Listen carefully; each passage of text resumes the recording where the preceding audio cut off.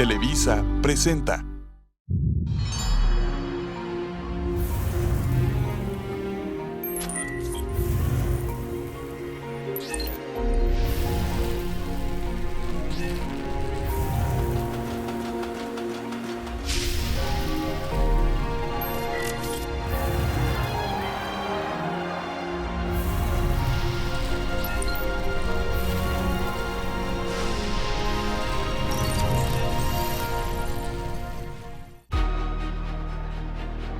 Bajo el régimen autoritario en que México vivió en el siglo XX, cada 6 años se producía una camada nueva de funcionarios enriquecidos sin que nadie se atreviera a investigar el origen de sus fortunas. En ese tiempo, las prácticas corruptas eran vistas como un rasgo casi tradicional y folclórico, pero en todo caso inevitable en nuestro sistema político. En términos relativos, las cosas han cambiado.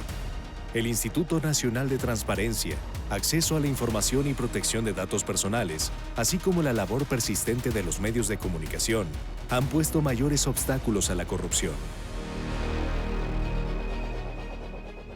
Se han hecho públicos escándalos que en otros tiempos permanecían en la penumbra o aparecían solamente en algunas pocas publicaciones críticas. La corrupción ha dejado de parecer folclórica a los ciudadanos. Ahora se ve como vergonzosa e intolerable. Esto se lo debemos en gran medida al derecho de los ciudadanos a acceder a la información de los gobiernos, todavía reciente, pues lo alcanzamos apenas hace solo 2 décadas. Al salir de aquella opacidad para entrar en el entorno de mayor transparencia institucional que hoy disfrutamos, nuestro país aspira a que la corrupción deje de ser uno de sus mayores problemas.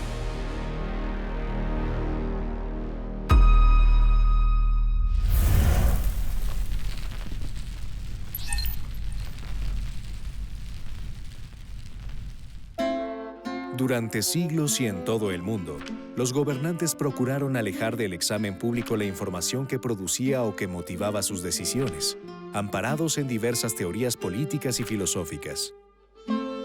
Todavía en el siglo XVIII, el llamado siglo de la razón y de las luces, las monarquías absolutistas mantenían esas ideas y negaban a sus súbditos la posibilidad de opinar acerca del ejercicio del poder. De una vez para lo venidero deben saber los súbditos del gran monarca que ocupa el trono de España, que nacieron para callar y obedecer, y no para discurrir ni opinar en los altos asuntos del gobierno.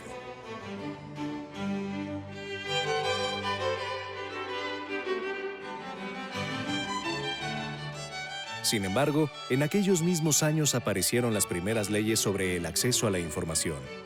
En Suecia, en 1766, se aprobó la Ley para la Libertad de Prensa y el Acceso a las Actas Públicas, que buscaba abolir la censura de documentos del Estado. De igual manera, la Declaración de los Derechos del Hombre y del Ciudadano, publicada en Francia en 1789, defendió el derecho del pueblo a pedir cuentas a todo funcionario.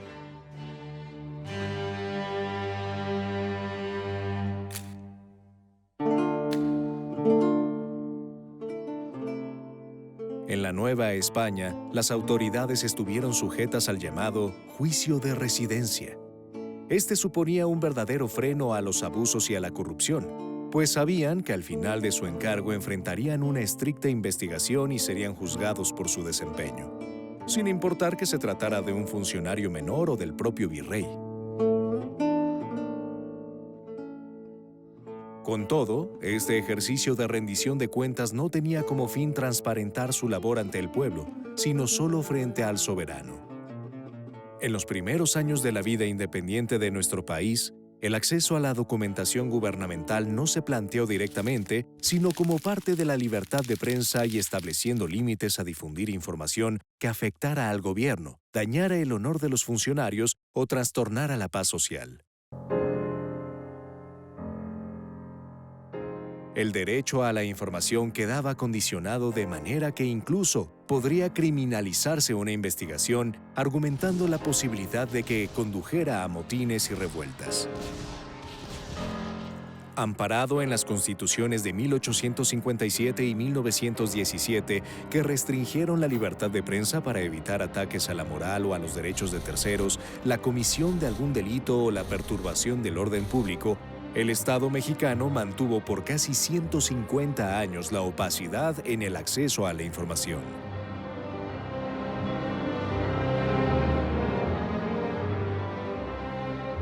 Este solo podía darse por medios oficiales, de manera que al mediar el siglo XX su única fuente eran las oficinas de prensa de las dependencias del Estado. Desde ahí se controlaba cualquier investigación crítica, ya fuera mediante sobornos, amenazas o sencillamente con el impedimento de indagar en los archivos oficiales. Esto volvía imposible el derecho a informarse. El acceso a datos claros, completos y oportunos se reemplazó con un sistema de trascendidos y rumores que con frecuencia era empleado por el poder para propagar falsedades, afectar carreras políticas o guiar por caminos enredados la discusión de los asuntos públicos. Este sistema perverso impedía la formación de una opinión pública libre y diversa que pudiera debatir con información fidedigna o que pudiera demandar su apertura y difusión. La falta de transparencia propiciaba naturalmente la corrupción. Lejos del escrutinio público, en el sexenio del presidente Miguel Alemán, se volvió normal que los políticos se enriquecieran de la noche a la mañana sin explicación alguna. Traigo un negocio divino, puedes ganar un río de oro. ¿Chueco o derecho? Claro que chueco, pero muy bueno. Solo se necesita tu firma. Ya sabes que mi firma... Mira, tenemos móvil en casa de Joaquín. Contra la corrupción, solo se levantaban las voces aisladas de los débiles partidos opositores, algunos viejos revolucionarios honrados, unos pocos escritores independientes como Narciso Bassols y Daniel Cosio Villegas, la revista Presente, que el gobierno reprimió, y el cómico Jesús Martínez, Palillo. Si la corrupción no era únicamente una característica desagradable del sistema político mexicano, sino que era el sistema mismo, como escribió Gabriel Said, la opacidad gubernamental representaba el ambiente más favorable para perpetuarla.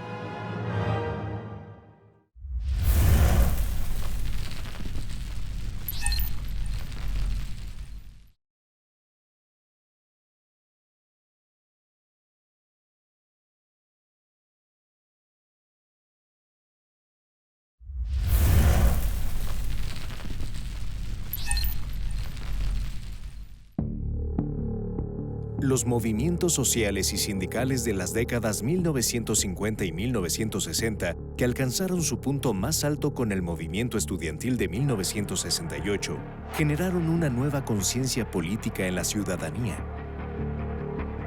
Y con ello demandas de participación democrática y apertura informativa.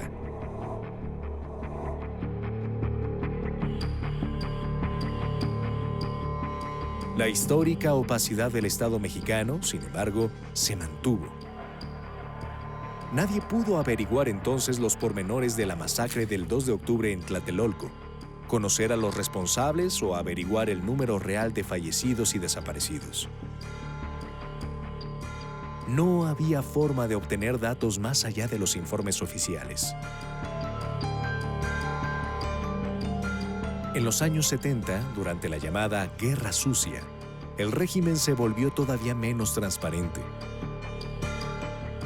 Todos sabían que se desplegaba un combate contra los movimientos sociales violentos, pero los detalles de esa lucha, las detenciones en campos militares, la tortura, las desapariciones forzadas y las ejecuciones extrajudiciales por las fuerzas de seguridad llegaban al público solo como rumores.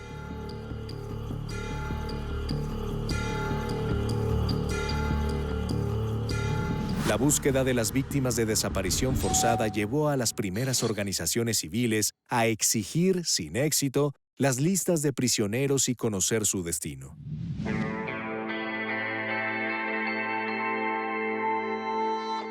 El secreto oficial no solo servía para ocultar los crímenes de Estado, sino también la corrupción. Con la llegada de Luis Echeverría a la presidencia, había aumentado el número de empleados del gobierno hasta llegar a casi 2 millones de plazas. El crecimiento descomunal de la administración pública alcanzaría su punto máximo unos años después, en el sexenio de José López Portillo, alentado por las expectativas de la nueva riqueza petrolera.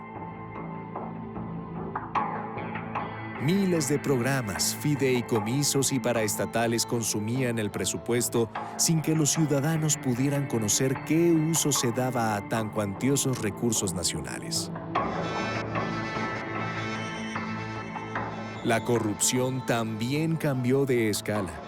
Ya no eran solo los amigos del presidente los que amasaban fortunas, pues bastaba un puesto menor para beneficiarse del dinero que fluía sin control.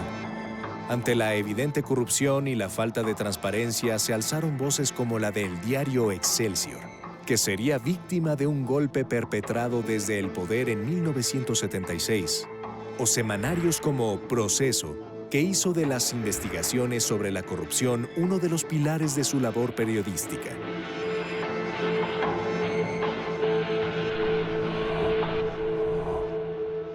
Las presiones por una mayor apertura también surgían desde la oposición política, representada por el PAN y el todavía ilegalizado Partido Comunista, así como desde la incipiente sociedad civil. Para el gobierno, sin embargo, la información seguía siendo algo que el Estado debía proveer a los gobernados, no una facultad de estos para solicitar los datos que requerían. Todo bajo la percepción de que el derecho a la información era una suerte de extensión de la libertad de prensa, en la que el gobierno se comprometía a publicar informes y comunicados como parte de una garantía social. El 6 de diciembre de 1977, finalmente, se publicó en el Diario Oficial de la Federación la reforma al artículo 6º constitucional, que reconoció por primera vez en México el derecho a la información como parte de una reforma impulsada por el secretario de Gobernación, Jesús Reyes Heroles. La primera obligación es para el Estado, que debe estar obligado a informar correctamente de las acciones propias del Estado. Aunque la reforma señalaba puntualmente que este derecho sería garantizado por el Estado, se trataba de una concesión mínima, pues en el fondo se limitaba a permitir que los partidos políticos accedieran a los tiempos de comunicación social. Con esta apertura a la difusión de las opiniones de los partidos, el Estado cumplía mínimamente con la obligación de informar y continuaba sin establecer los mecanismos que permitieran a los ciudadanos emprender sus propias indagaciones. Faltaba mucho camino por recorrer para que la libertad de informarse alcanzara plena vigencia.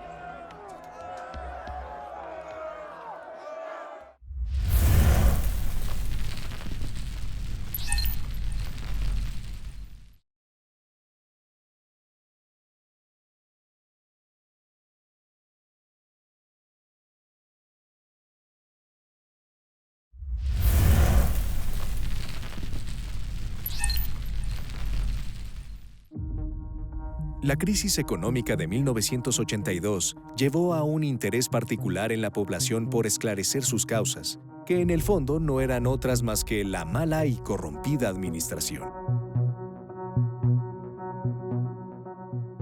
En su último informe, en septiembre de aquel año, el presidente José López Portillo culpó, sin embargo, a los banqueros y a los llamados sacadólares, mexicanos que, sin violar la ley, habían decidido ahorrar en esa moneda o comprar inmuebles en el extranjero, y a los que el titular del Ejecutivo acusaba de haber apostado contra su proyecto personal de gobierno.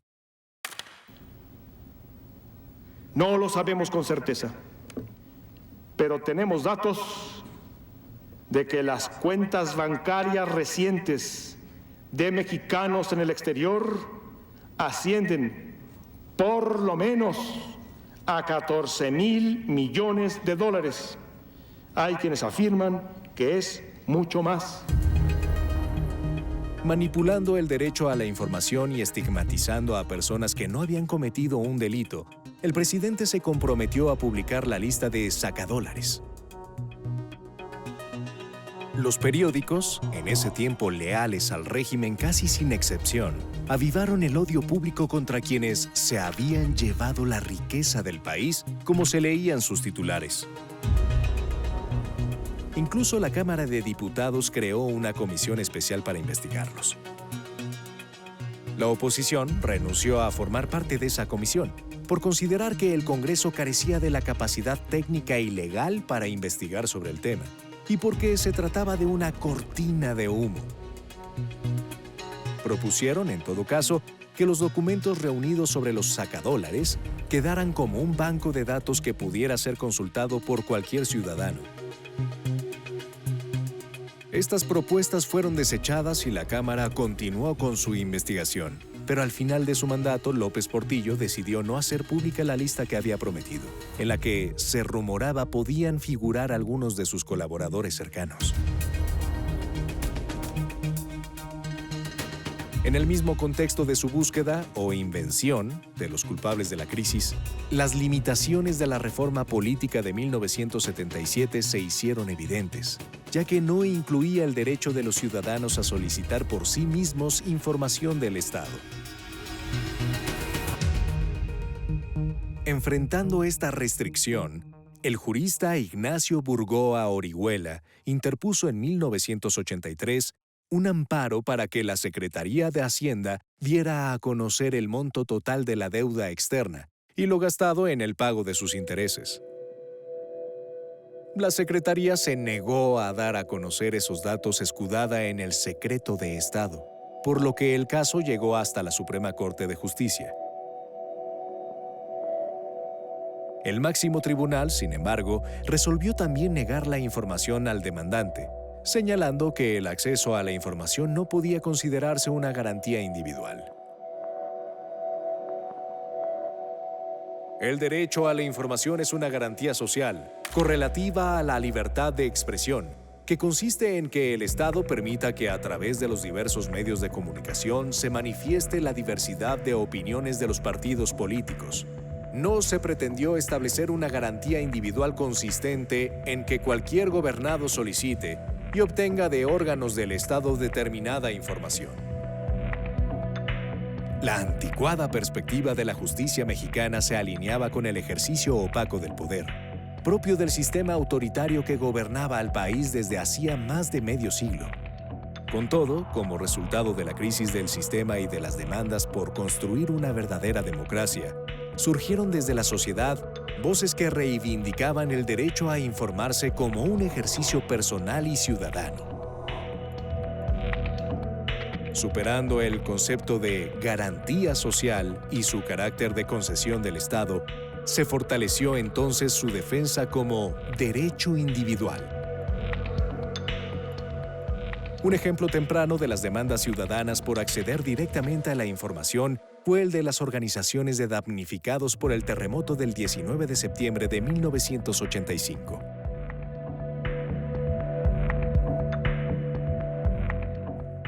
Aunque al cabo no tuvieron éxito en transparentar los presupuestos destinados a la reconstrucción y no recibieron respuesta a sus reclamos por conocer el número de fallecidos o las condiciones previas de los edificios públicos dañados. Su lucha se considera la génesis simbólica de la sociedad civil mexicana y el inicio de la exigencia de una transparencia plena.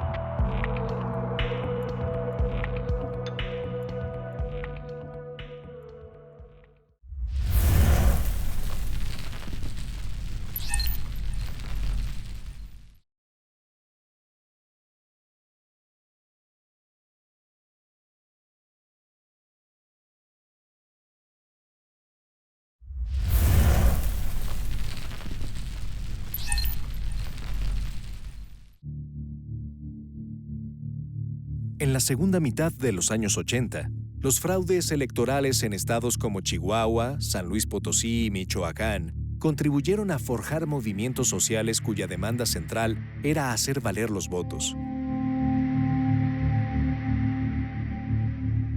Tras las probablemente también fraudulentas elecciones presidenciales de 1988, Organizaciones sociales y políticas vinculadas al PAN, al PPS y al Frente Democrático Nacional demandaron que se abrieran las urnas y se recontaran los votos, argumentando que no se podía confiar en una autoridad electoral que era parte del mismo gobierno, juez y parte.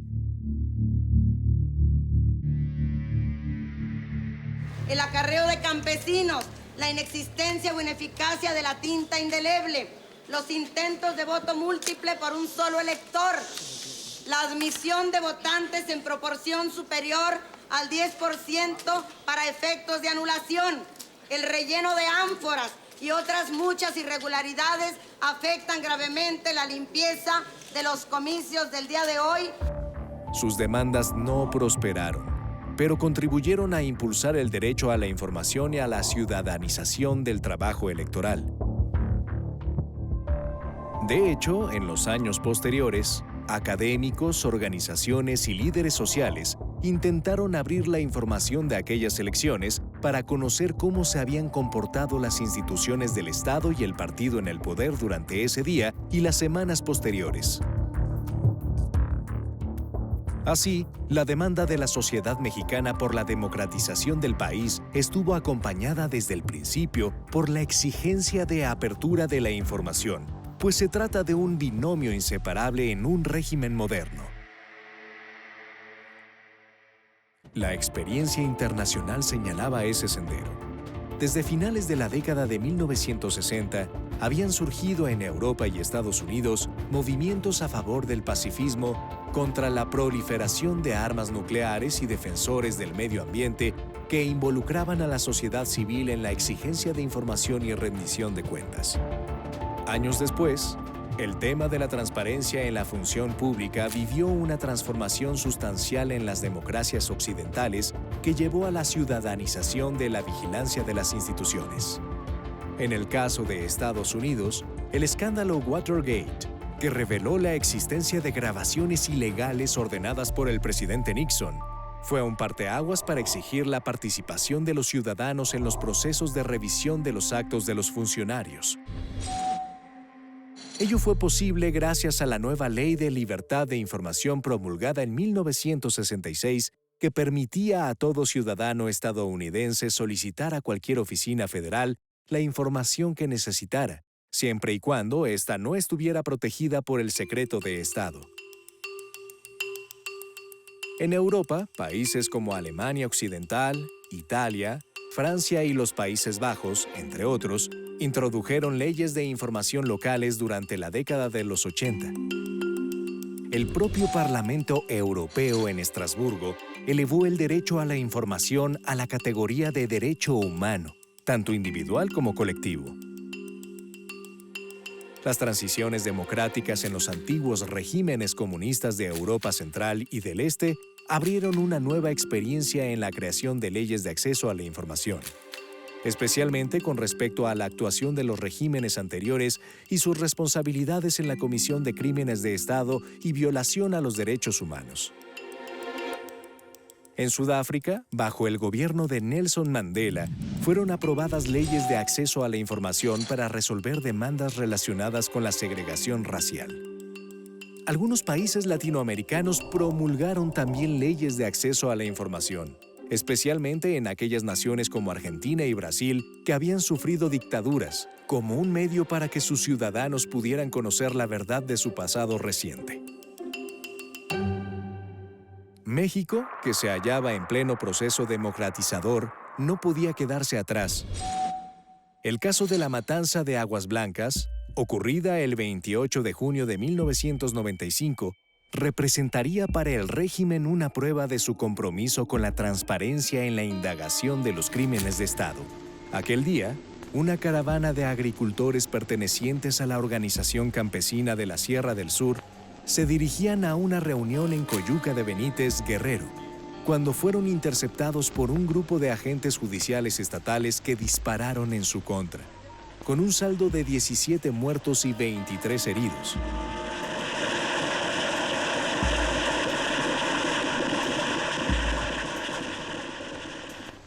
La investigación oficial, llena de irregularidades, según los sobrevivientes y familiares de los asesinados, fue atraída meses después por la Suprema Corte de Justicia. La Corte concluyó que las autoridades del Estado de Guerrero habían incurrido en violaciones graves a los derechos humanos, al ocultar y mentir durante la investigación del crimen, y dictaminó que los interesados tenían derecho a obtener la información del caso de forma veraz.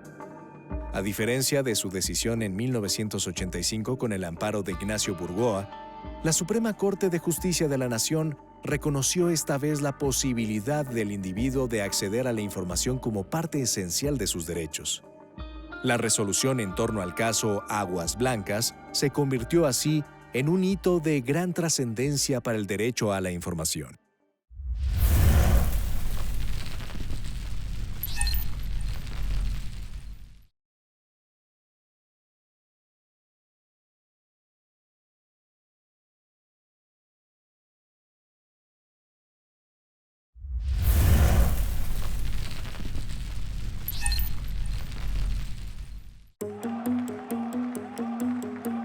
Tras el triunfo de Vicente Fox en las elecciones presidenciales del año 2000 y la llegada del primer gobierno no surgido del PRI en más de 7 décadas, la exigencia de dar mayor transparencia al trabajo público a través de una ley de acceso a la información tomó un decidido impulso. Hoy instalamos formalmente esta Comisión Intersecretarial para la Transparencia y el Combate a la Corrupción. La creación de ese nuevo marco legal requería de la participación ciudadana. Así, en mayo de 2001, se organizó el llamado Grupo Oaxaca, conformado por académicos, periodistas y miembros de la sociedad civil, que en conjunto con la Secretaría de Gobernación y otras instancias, dieron cuerpo a la Ley Federal de Transparencia y Acceso a la Información Pública Gubernamental, promulgada el 11 de junio de 2002. La nueva ley tuvo como fin principal proveer lo necesario para garantizar el acceso de toda persona a la información que detentaran los poderes de la Unión, los órganos constitucionales autónomos o con autonomía legal y cualquier otra entidad federal.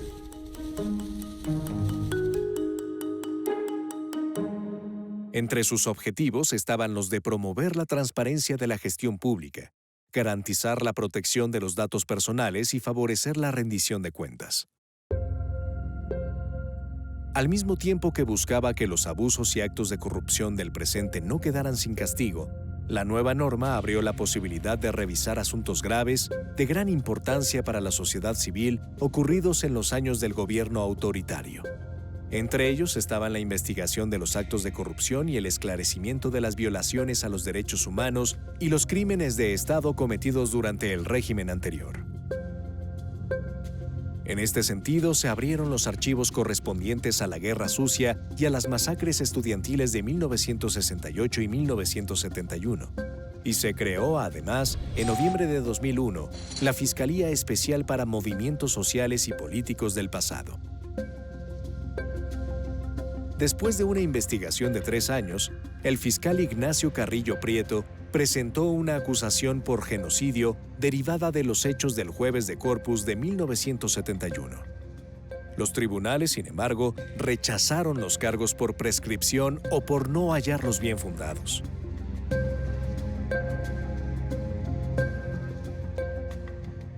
Sobre la matanza de 1968, los jueces validaron las pruebas de genocidio, no así de la participación directa del principal acusado, el expresidente Luis Echeverría, quien tras pasar unos días en arresto domiciliario, fue exonerado finalmente de los cargos.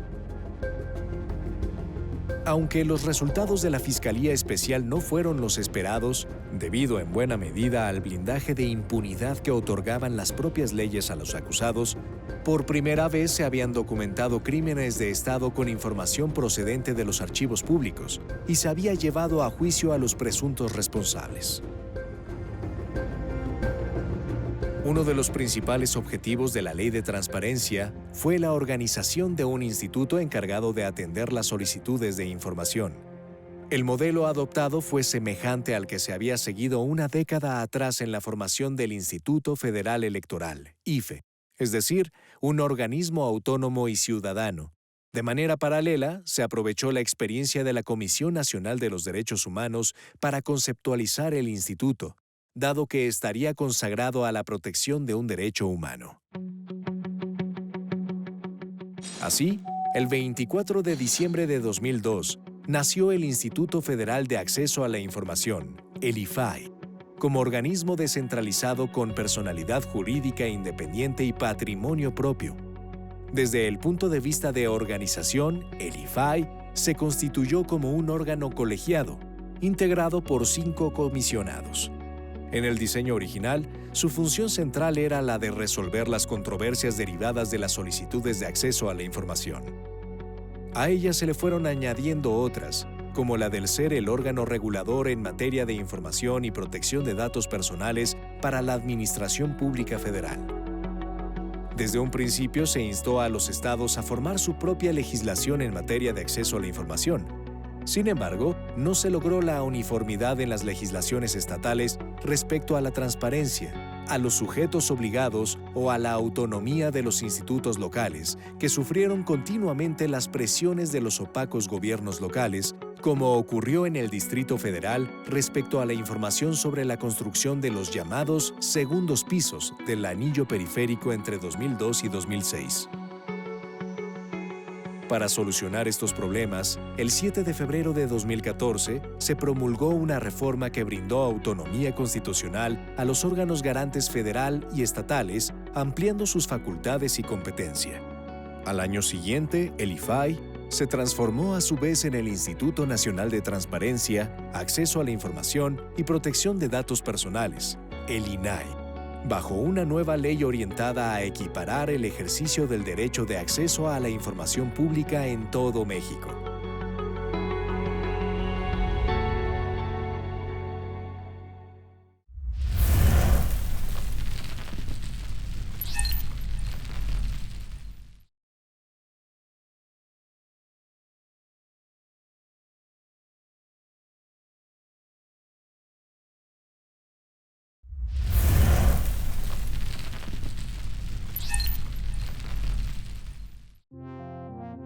La promulgación de la Ley Federal de Acceso a la Información y la creación del IFAI en 2002 brindaron a la ciudadanía la posibilidad de conocer con claridad los gastos e inversiones de la Administración Pública Federal, una situación inédita en la historia de nuestro país. Desde entonces, el IFAI y su sucesor, el INAI, ha permitido que se conozcan casos como el del costo excesivo de las toallas de baño en la residencia presidencial de Los Pinos bajo el gobierno del presidente Fox, el llamado Toalla Gate, el enorme costo del monumento conmemorativo del Bicentenario de la Independencia llamado Estela de Luz, erigido por el presidente Calderón, la existencia del inmueble conocido como la Casa Blanca de la esposa del presidente Peña Nieto, y los desfalcos de gobiernos locales en Veracruz, Quintana Roo y Coahuila, entre muchos otros casos. Aunque en todos ellos las investigaciones periodísticas tuvieron el mérito de ponerlas bajo los reflectores, sin los datos proporcionados por la institución garante de la transparencia, su tarea habría sido más difícil, si no es que imposible. Algunos de los casos abordados por el INAI se han convertido en verdaderos ejemplos de lo importante que son la transparencia y el acceso a la información gubernamental. Un viejo asunto de violación a los derechos humanos ocurrido en 1974 resurgió en 2007. En este nuevo marco de transparencia, se trataba de la desaparición forzada de Rosendo Radilla, detenido por militares en Atoyac, Guerrero, acusado de mantener vínculos con la guerrilla.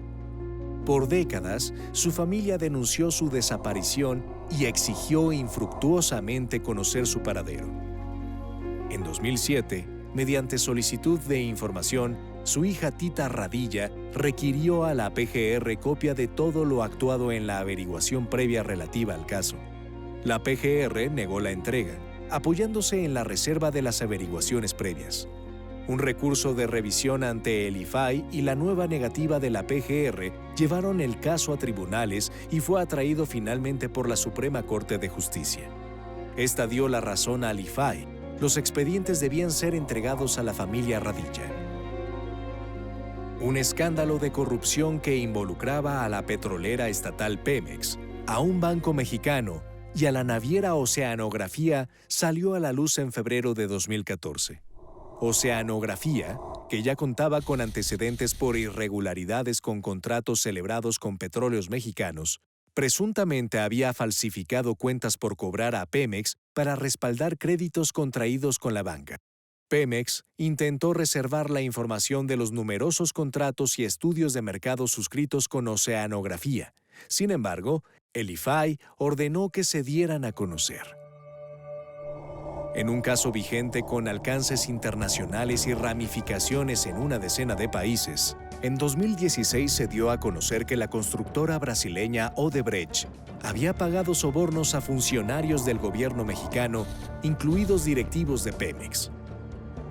En este caso, el INAI ha intervenido repetidamente para que la Procuraduría General de la República dé a conocer información sobre las actuaciones de los agentes del Ministerio Público, los avances y el estatus de la investigación, así como los nombres de los funcionarios y exfuncionarios citados a declarar. Una reforma a la Constitución del 2007 estableció que la información que se refiere a la vida privada y los datos personales debe ser protegida. El INAI ha resuelto también numerosos casos de violación a dicha confidencialidad. Uno de los más destacados fue una demanda en el 2011 contra cierta compañía telefónica que fue sancionada económicamente por permitir el acoso a los conocidos y familiares de un usuario a través de una compañía de cobranzas a la que proporcionó indebidamente sus datos.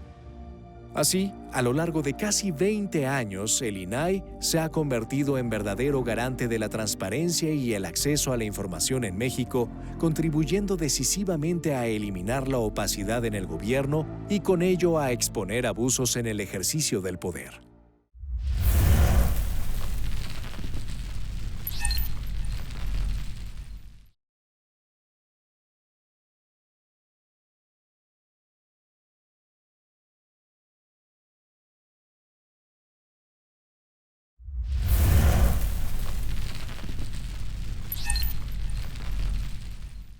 La transparencia y las leyes de derecho a la información son una conquista reciente de la sociedad civil, de la que ya se ha apropiado plenamente. De manera cotidiana, miles de mexicanos solicitan información que les permite tomar decisiones para mejorar su vida, avanzar en su conocimiento, escribir y publicar textos analíticos o periodísticos, señalar fallas en la administración, comparar el desempeño del gobierno, combatir la corrupción o averiguar las razones tras una decisión oficial, entre otros propósitos. Cada uno de ellos ejerce activa e individualmente su libertad de informarse. La transparencia es el garante de las sociedades modernas para buscar justicia y hacer cumplir los derechos humanos. En México, durante los últimos lustros y en medio de la crisis de seguridad producto del combate al crimen organizado, miles de deudos y víctimas, en casos de asesinatos, masacres y desapariciones, han hallado respuestas en los archivos oficiales y policíacos bajo el amparo de las leyes de transparencia.